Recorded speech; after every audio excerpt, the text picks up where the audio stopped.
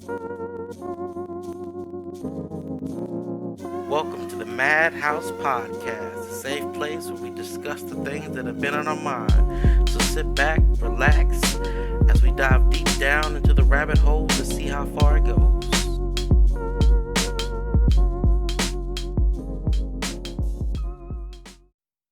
Welcome to the MadHouse podcast. Today, I think we got a pretty good episode, just like they always are. I'm telling you, man, like this gonna be a good one. I could just feel it. Like I like getting my perspective on things. And some people it might resonate, some people might not. But I know we were thinking about doing the show on the momentum, losing momentum and struggling.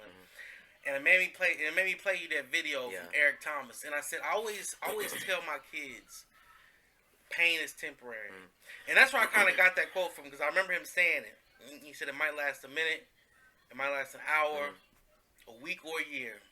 But eventually, pain will subside. Yeah.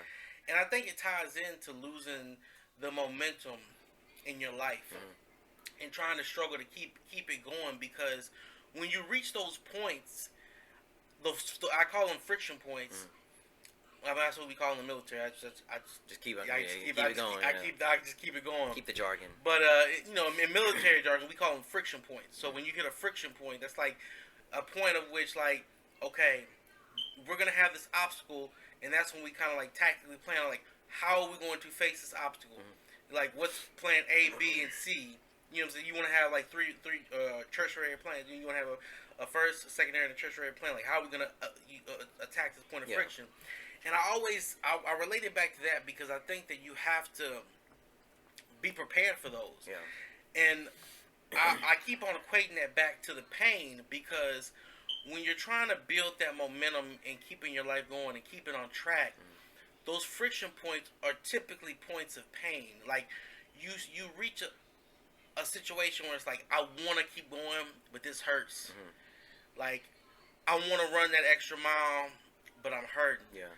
I want to go to class, but I don't think I can do it. Like, emotionally, I think, like, I don't feel smart. I don't feel like I'm getting it. I can't do it. You got an emotional pain. You're like, you're doubting yourself, and we let that pain subdue us. And when you let the pain subdue you, I think, in essence, you're letting that fear control you and tell you that you're less than. But it actually made me think back to also. Obviously, rest in peace, Chadwick. Yeah. And I think back to King T'Challa, Wakanda, and I said, that's probably one of the first times, in recent times, I can think of, where you had, like, that black superhero who let you know it's okay to be black, proud, and a king, and a leader, and uphold certain values, and you kind of look up to that, and you're like, man, you know what? I feel good. Like, I should be that king in all aspects of my life. That's what you should strive for. That's what should come out. But we let that fear subdue us and make us feel less than that. But we're not. We're all those kings. We're all like that level where we're supposed to be elevated. But we have to bypass the BS and say, hey, you know what? I'm gonna just be real with myself. This is gonna hurt. I know it. Like, I'm just gonna be real. I'm gonna struggle. But after the struggle will come greatness. After the struggle will come success. I need to buckle down and prepare. And, like, tying it back into what we talked about a couple of shows ago about learning what you can control and what you can't. Yeah. And I think like I said, that's why I'm glad a lot of our conversations tie in. But once you learn what you can control and say, you know what, I've looked and analyzed the situation. It's full of pain. I can't control it. I just have to know that I'm going to endure it. Yeah. And once I get through it, and like once you accept that, no, I can't control it, but I have to bypass the situation because it's blocking my way, I will endure. And remember he said that funny thing about, like, Harriet Tubman. Yeah. He said, like, the generation now is soft. And he was talking about, like, Harriet Tubman, she just didn't make it. She went back and got some more. Went back. And it's like, That puts things in perspective. It does. It makes you say, you know what? If they had that kind of courage, that mentality, that they weren't just gonna succeed. They were gonna bring others along with them. Yep. They were willing to pass through that gate of pain, make it out, and say, "I gotta bring somebody else with me." Pass back through it and bring more people back. I said it really puts things in perspective. Like, you can do it. Yeah. Like, we can all do it. And then having that support system, I think, is important because when you lose sync, I think if you surround yourself with people, the right people, who are right, who are right, or what do you? I call them accountability partners. Yeah. But who are of the right mind and who will say, "Hey, you know what? You're falling.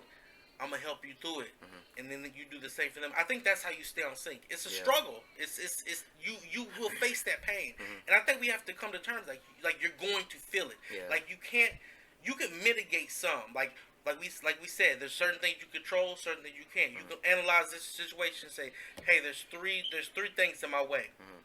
Two of them I can mitigate, but the one I just got to go through. Yeah. You can look at a situation and say, I can take care of two of these. But I'm going to have to go through the third and prepare for that. And I think that's having that accountability partner, or having people who you can talk to, or someone who you can confide in and say, hey, you know what? I'm going to just let you know, I might go through this week. So if I need to talk, I'm just letting you know right now. I just need to talk. Yeah. And I think, like, just letting them know, like, I might call you and I just might want to just rant. And you just listen. I don't know what day of the week, but I might go through some things. And I just want you to listen. I'm like, all right, cool. So I think having that support, and so so what are your thoughts on it as far as like struggling and losing momentum in life? I think we all go through situations in life, and obviously we're all going to encounter some kind of pain, and it's the way that we deal with the pain that I guess that's kind of what makes you who you are as a person, because you can't become who you're going to be without having gone through something. Like, you have to go through things so you can kind of find out who you are.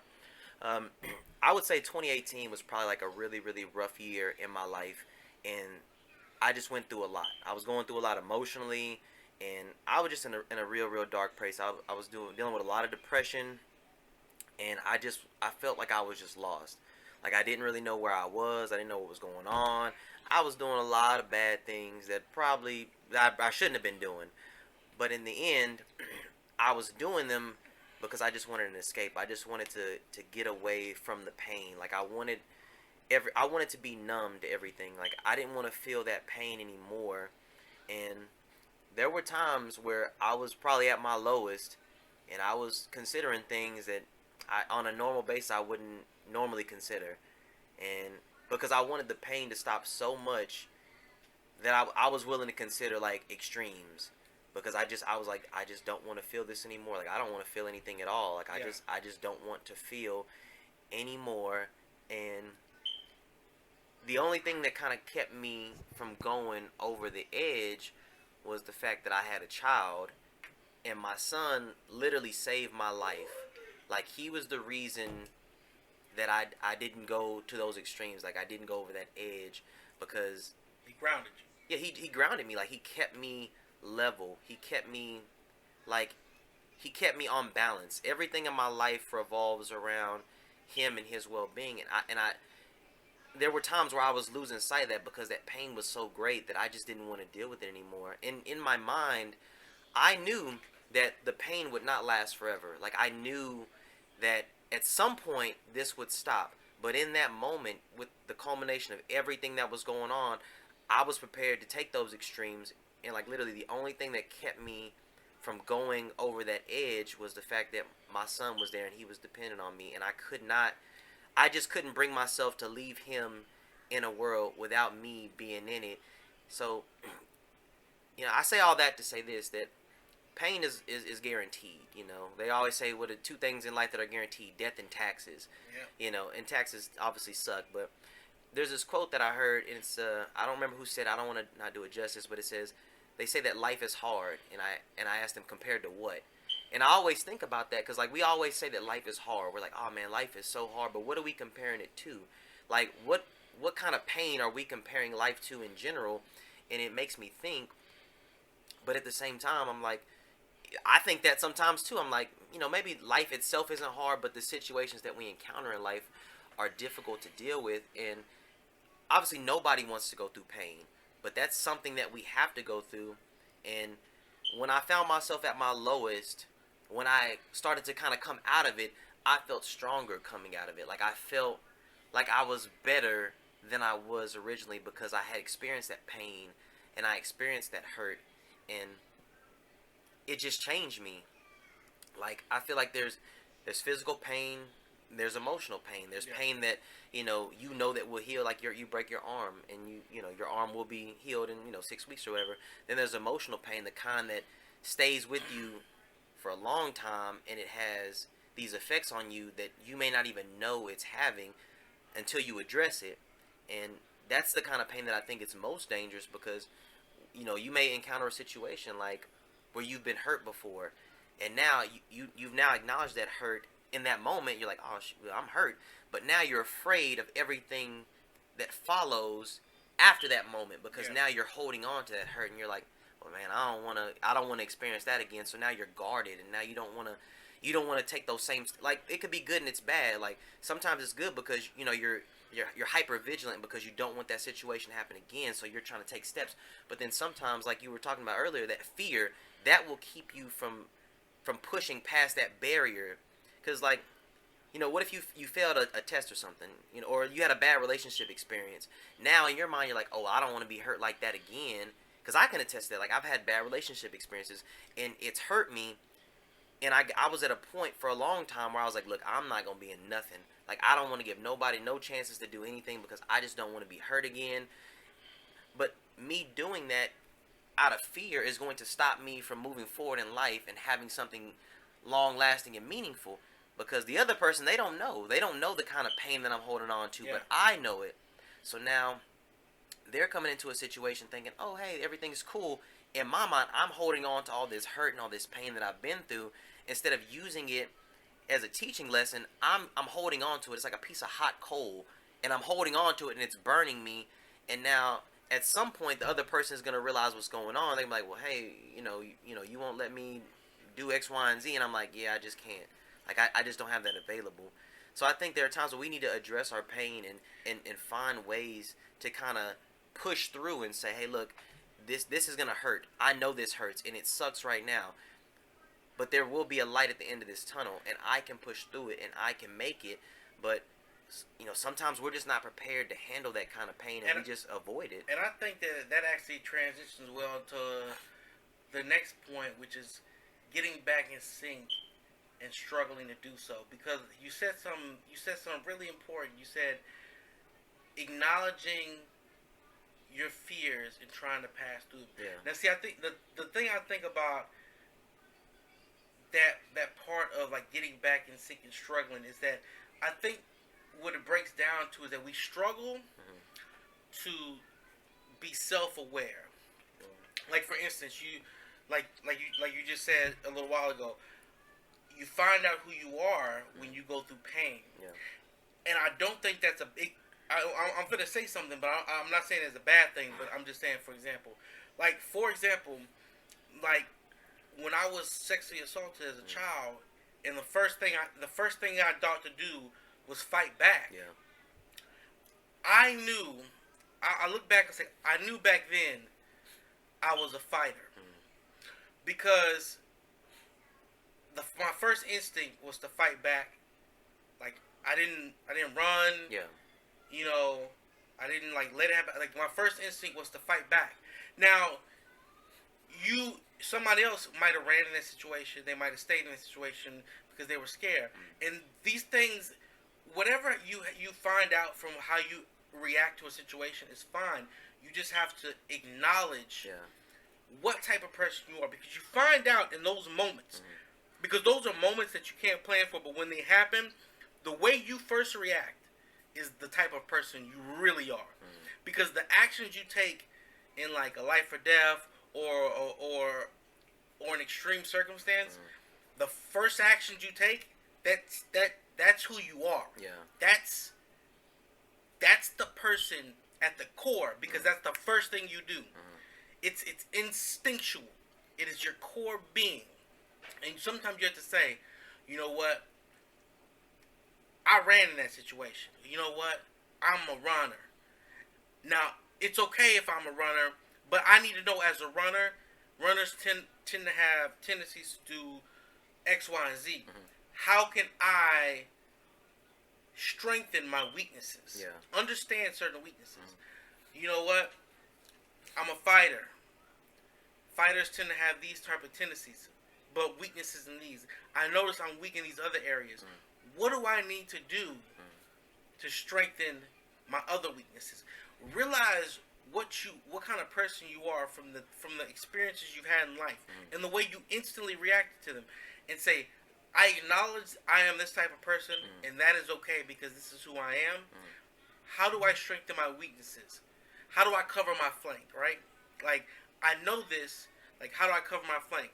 Do I put people in my life who will be my opposite and kind of like help me understand that aspect?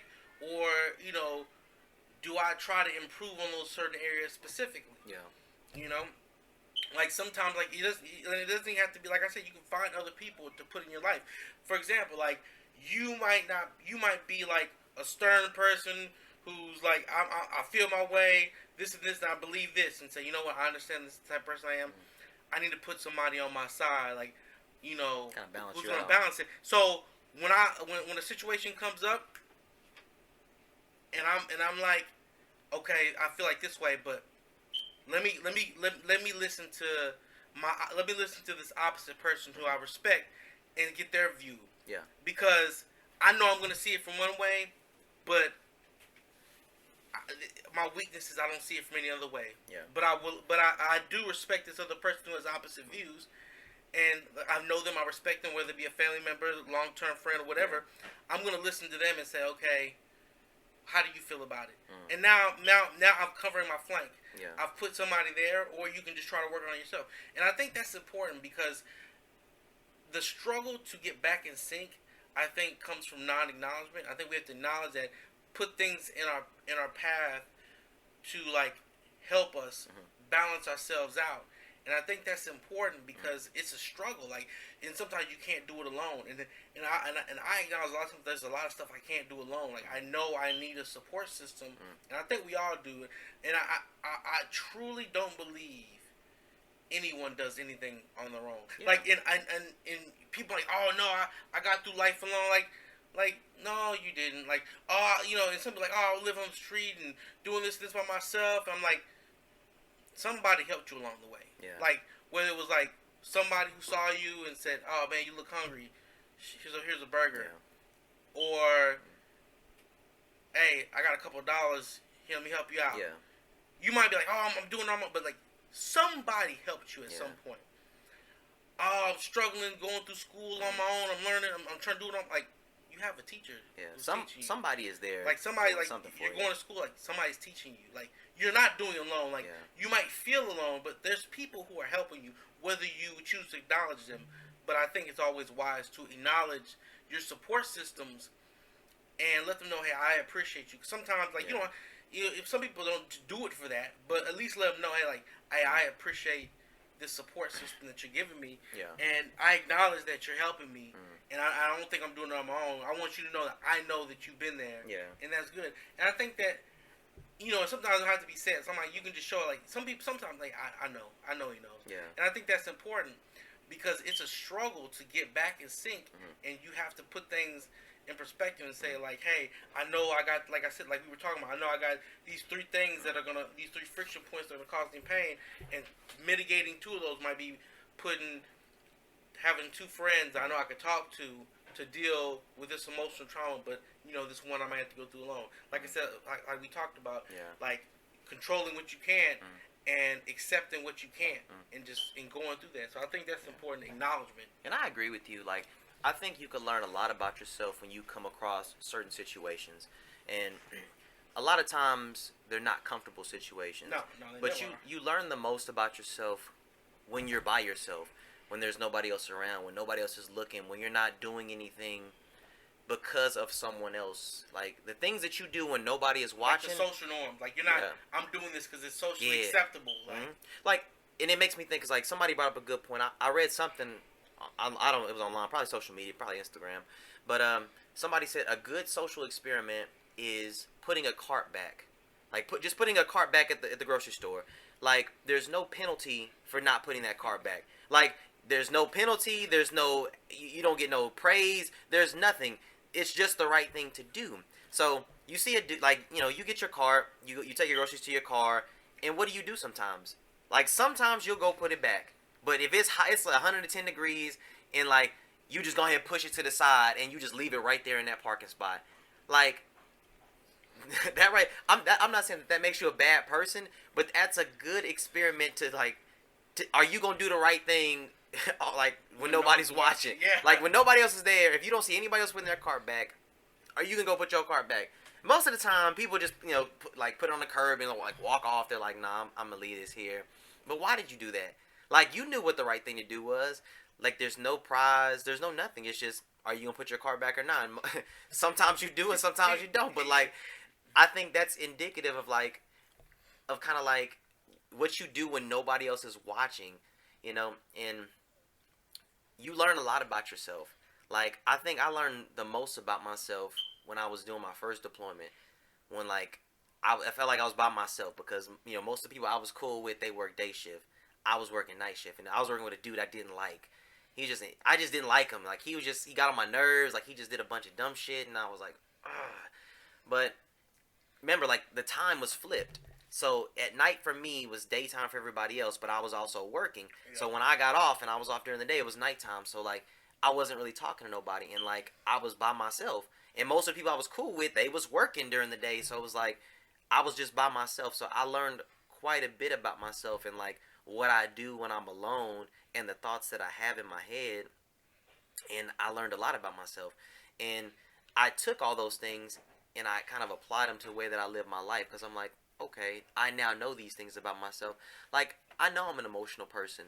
Like, sometimes I can have knee-jerk reactions. And, like, I'm not saying that that's good or bad. Sometimes it's good, sometimes it's bad. But, like... But you know how you are. Yeah, I know that about myself. So now when situations arise, I know I'm like, if something's happening, like, right then, depending on what it is, sometimes I need that moment to be like, okay, let me calm down because maybe this isn't that serious. Or maybe somebody said something to me, and before I go off the deep end, I'm like, you know what? Let me calm down because this could escalate this could escalate rather quickly. Am I really prepared to deal with that right now? Maybe I am, maybe I'm not. It all depends on how I'm feeling on that particular day. But at least I know that about myself, and I can apply that to my life and say, okay, now that I know that, I'm going to change this, or I'm going to do X, Y, and Z, or I'm going to do whatever it is that I need to do to make sure that I'll never get to this point. And I think trying to get back in sync can sometimes be really, really difficult because you know all the things that you're supposed to be doing. Like, you know what you should be eating, you know what you should be drinking. Like, I do fitness, so I know all the things that I need to be doing. Working out, eating my meals, getting the rest. Like, emotionally taking care of myself, being in a good mental state. I know all these things. But one bad thing happens, and then, like, I'm sitting there like, I ain't going to the gym today. I'm going to sit here and eat this pizza. I'm going to be a fat slob today. And not saying eating pizza makes you a fat slob, but in my mind, that's what I equated to. I'm just like, I'm going to just sit here and I'm not going to go to the gym. But that one day turns into 4 days. And now I'm eating pizza 4 days in a row. And I'm trying to justify it to myself. I'm like, it's okay. You can do this right now. And like, you'll be all right, man. Like, don't trip. It's cool. You'll get back in sync like in 2 weeks or next week. But like, we have to kind of like, sometimes we have to pull ourselves back in and say, look, I know I'm not in sync right now, but I'm not gonna go down that path to kind of like feed into those type of things. Yeah, like I need to at least try and stay in the realm of like, okay, I didn't eat my 12 o'clock meal. Let me eat at 1 o'clock.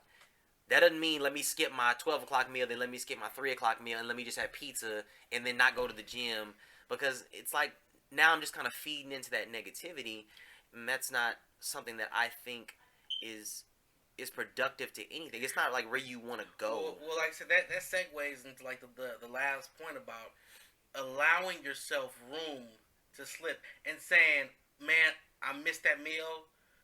But instead of saying, I'll just go work out tomorrow because I missed my 12 o'clock, whatever, my day's off, I'm just gonna go to work out tomorrow and say, you know what? I got some free time. My schedule's not too crazy. I'm gonna go at 1 now. Like, instead of like instant failure state, because a lot of times I find, and it happens with me a lot too, and I call it a failure state. So if your plan didn't go right, you go into an instant failure state versus a compromise. An instant failure state, oh man, I didn't wake up on time to go to class. My college class starts at 9. I woke up at 8:30. It takes me 30 minutes to get there. I got to get ready. I'm just going to miss my class today, and I'll just make it up later. That's instant failure state. Vice is you know what? I'm going to be 15 minutes late to class, but I'm going to get there. I'll still show up, and whatever I'll have to write down whatever notes I didn't get later on, but I made a commitment to go to school. I'm going to go to school. Yeah. Compromise. Like, do we compromise, or do we immediately fall into an instant failure state? And those things are easy to fall into, honestly. Like, so I talk to my counselor about this because he tells me this all the time. I am the type of person that sometimes I don't, and I know this about myself, I don't necessarily deal with failure very well because I just expect so much of myself. And sometimes I have this, like, we'll call it an unrealistic standard for myself, and I have to acknowledge that. But, like, my counselor will tell me all the time, because sometimes I'll go in there and I'm talking to him, and I'm like, he's like, hey, how have you been doing? You've been working out, doing? I was like, man, I've been fucking it up. Like, I done missed the gym. He's like, whoa. He's like, you got to talk to yourself better. Like, you need to change the way that you're addressing yourself, because the way that you address yourself is what you're going to believe. He's like, you're not fucking it up. Like, yeah, okay, you missed the gym this one time. That doesn't mean you don't have value. That doesn't mean you're fucking it up. It just means, hey, I missed the gym. I didn't go to the gym at 12. Does that mean you can't go at 1, 2, 3? And I was like, well, nah, but I mean, I don't like going at 1, 2, or 3. He's like, okay, well, you making that choice. Ain't nobody said that you can go. See, you started negatively talking to yourself, and now you've kind of worked yourself down, and now you're putting yourself in this box where it's like, okay, you fucking it up, you failed. Let's wash the whole day away. And like, I do that quite a bit. Yeah. And he's brought that to my attention multiple times, because there's times where I just go through something and I'm like, man, I'm fucking it all the way up. He's like, how you fucking it all the way up? I was like, man, I got into a situation and then I didn't do this. And he's like, okay, so does that mean the whole day is over? Like, I was like, well, no, but I mean, I wanted to do this, but I didn't. He was like, okay, you can still do that. Like, why? You're making it seem like you're just like the scum of the earth. You've just failed on everything that you've done in life. And once you get into that mode, you're trying to put everything else into that I failed kind of thing. Like, man, I missed the gym. I guess I won't eat my meal. I guess I have pizza today, and then I guess I have a brownie later. And it's like, yeah, and then you make those. Well, I had a pizza, so I might as well eat a brownie. And then you're feeding into it. And you're feeding into, and that's why I call it a failure state, because once you hit a failure state, you've said, I failed today. Tomorrow, I'm gonna make up for it. So you're basically saying, writing off the whole day. When you go into a failure state, you're saying, I failed. That's it. I'm in a failure state. That's it. I can't do anything else. I've already failed. I'm through. Yeah. Tomorrow I'll start over, and then tomorrow you fail again. Oh my God! This whole week. Then you writing off the whole week because you had a bias already. So you already failed one day. Then you're ready to write the whole week off. I'm telling you, and then so Tuesday comes, you fail again. You know what? I'm gonna just relax this week, and I'm gonna start over fresh Monday. Like all of a sudden, like by starting over Monday, all of a sudden that's 5 whole days. Yeah, you just like I'm gonna just start the whole week fresh. I want a fresh week. This whole week is ruined. I said, I need to get out of failure states. I think people should get out of a failure state and fall more into a compromise state. Yeah. Where it's like, I didn't make my time now. You know what? I'm going to make a compromise. I'm going to compromise with myself and say, hey, you didn't do this, but I will, like, and you have to talk to yourself. Yeah. I didn't give, hey self, I didn't meet that 12 o'clock. Can I do 1 o'clock instead? yeah, you know what, I can. You're compromising with yourself. You gotta talk to yourself, because this is what we do.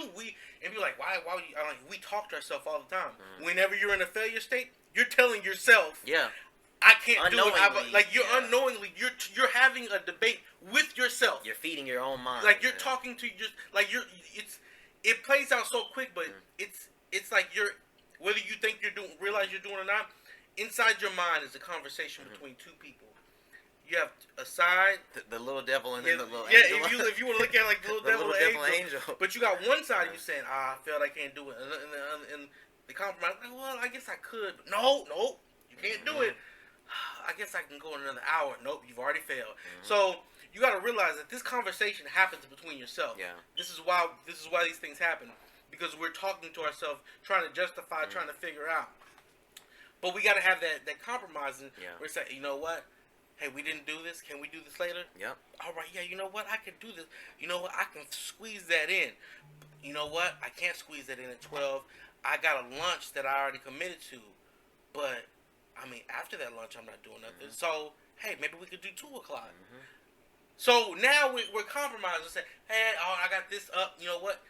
How about this instead? Yeah. And now we're making it work. So now we turn that failure. We've compromised. We went through that pain and struggle, because it's a pain and struggle. Like, once you fail, you want to go in that failure state. You feel bad, but we bypassed the pain. We didn't let it subdue us. Yeah. And we compromise and say we'll do it later. And at the end of that pain, failure is the victory. Yeah. What do we still do? What do we still get done for the day? You succeeded, or you did whatever it is that you wanted to do. And I know that all these things aren't exclusive to just us. There are other people out there that go through the exact same things, and like, I think that it makes them uncomfortable to push through. Yeah. And sometimes people are just like, oh, well, I'll just do it tomorrow. Like, we're so quick and ready to write something off if it didn't go the exact way we wanted it to go. And like, okay, well, it didn't happen. Like, I didn't go to the gym at 12. I'll just go tomorrow. Like, I was so ready to write the whole... Like, I could have went later on. Like, it ain't like my schedule is just jam-packed, like, where I can't go. It's just, I wanted it to be a certain way. And I think when things don't fall exactly the way they're lined up in our lives, sometimes people have a tendency, and myself included, to just be like, okay, well, I'll just restart another day. But then the next day comes, and it's like, we keep on pushing it back, and like, oh, I'll do it this day. I'll do it this day. And it's like, that perfect time is never going to come. Well, like, it goes back to what you're saying. You got to give yourself that grace to trip. Yeah. And you have to allow that. Yeah, I am terrible with that. Like, I have been so terrible at allowing myself grace, because, like, I'm like my best friend sometimes, and I'm like my worst enemy, because nobody can say shit to me worse than the things that I've said to myself. Like, nobody. You be like, oh man, whatever, and I'm just like, okay, well, I don't care, because like, I don't care about your opinion. It doesn't really matter to me. But like, I've said some things to myself that are like borderline, just like damn, dude, like, I wouldn't even say that to my worst enemy, but you over here talking like to yourself like that. But I've done those things, and like, there are times where I fall, and like, I should be lifting myself up, and I should be my biggest fan, but sometimes I'm kicking the dirt. I'm like, man, you piece of shit. Like, how you gonna? And it's like, I have to stop sometimes, and I'm like, listen, life already has lots of pain. There's lots of trials and tribulations already built into it. Anything worth having is going to be something you're going to have to suffer for in some type of way. I don't need to compound that pain and that suffering by adding to it just because. Like, it's not like I'm writing this story. I'm like, oh yeah, I'm going to make the main character suffer X, Y, and Z, and I'm going to make sure that I'm going to shit on him a little bit more. That way the victory is sweeter. Because you may not, like, when you're the person that putting yourself down, you may not be able to overcome yourself, because you're the only person talking the most shit to yourself, but you're also the person that can get you up out that hole the fastest.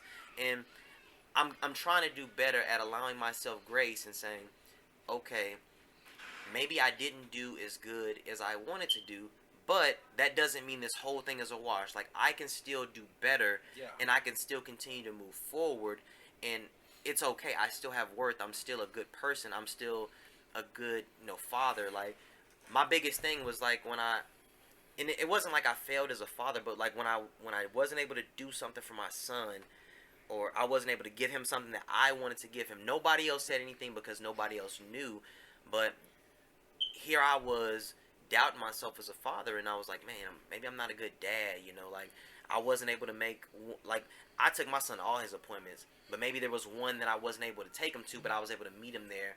But just because I couldn't take him to it, here I am shit. So I'm like, you piece of shit. Your son needed you to be here at this point. Not that I wasn't there. I was still there. I just wasn't the person that took him.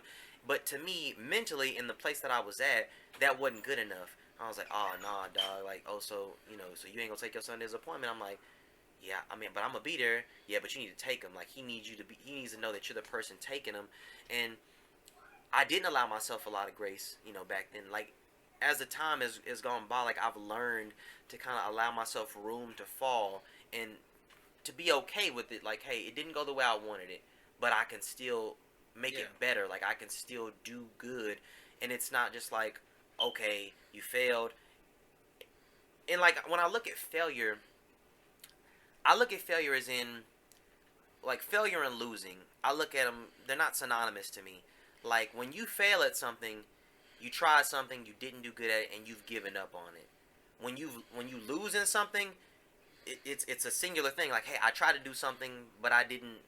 Well, I guess we can say win or lose, like succeed. I didn't do as good as, like, I don't want to say lost, because, like, that's usually like competition matches. Like, if me and you were competing in something and you didn't do better than me, by definition, you've lost. Like, you didn't fail, you just lost. Like, you didn't, I guess you failed to beat me or whatever, but you didn't fail, because I know you're going to continue to come for me to do whatever it is. Like, if I hit 225 and you're like, oh, on that day I beat you, you lost. If we had a competition between us, but that doesn't mean you fail, because I know that you're going to continue to go back and you're going to continue to work your strength up until you get to the point where you can be like, hey, bro, I just did 230. I'm like, well, how you get 230? Like, that's an odd weight to have right there. So you done did some finagling to do whatever, but, like, I feel like you're the dude on Deal or No Deal who's like, bid is $50. You're like, $50 and 1 penny. Like, you're that kind of person, because, like, you're not the type of person that's just going to give up like that. Even if it's, I beat you by, like, this much, you still want to say, hey, I got you. Like, I beat you. Like, and that's a good mentality to have. I think you have to have, I like to think of it like like competition, but I think you have to have some type of healthy competition to keep you going, because with yourself or with everyone. I think sometimes it's a silent competition. Yeah. Like, you might see somebody, like, I've been a firm believer, like, I don't like to look at someone's success and say, I'm mad at your success. Or I see someone doing something good and I say, you doing, why you doing better than me? Yeah, why you doing better than me? I tend to want to look at someone doing good and saying, I want to do better than them. Because in my mind, I'm acknowledging that you're successful. Mm-hmm. I like you're successful, and I'm going to use it to motivate me to do better. Like, I see you got a TV, and I got to think about, oh, he got a brand new 70-inch. And I'm thinking, I wonder what he did to get that 70-inch. Like, I know how much he making at work. Yeah. I know what kind of lifestyle he living.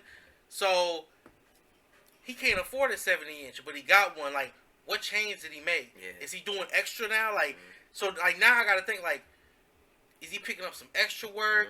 Has he been saving for that 70-inch? Like, he made a change to get something he wanted. I want that 70-inch too. Yeah. Do I want the 70-inch because I want to compete with you and say, well, I got a 71-inch.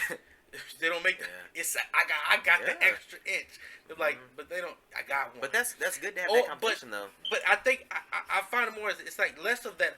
I want to one up. Like, you have some people who just want. They see you have it. They just want to tell you that I one upped you. And, like, I don't like that mentality. But I like it. I like doing it to say, you know what? Like a personal thing. Like, you want to know. I want to know what he did to do it. I got to get that too, because I want to improve myself. Because it's similar to what I used to like to do in the military on a PFT. We call them rabbits. I don't know if y'all call them rabbits in the Army. No, we don't. So we call that sound dumb as hell. But we call them. Well, we basically call like a rabbit. So, like, when you see a rabbit, like you're basically like chasing the carrot on the stick, right? Mm-hmm. So essentially, the concept is of a rabbit. You have that runner who's really fast in front of you, and you're like, "Oh man, he's beating me. I'm gonna run past him. Like I'm that rabbit. I'm gonna run past him. He has that carrot. So the rabbit has the carrot, right? Oh, I ran past him. I got the carrot. And then you look up in front of you and say, I beat him. He was in front of me. I beat that rabbit. I got his carrot. I could stay here and just keep running. But it'll hurt. But there's another rabbit in front of me with an even bigger carrot. Yeah. Who's running faster than me. So I'm gonna catch up to him. And then you get to him, you get that, you feel like, okay, I got his carrot. Yeah. And eventually what happens is you're speeding up, because if you just ran by your own pace, you might just run and whatever time you get is whatever.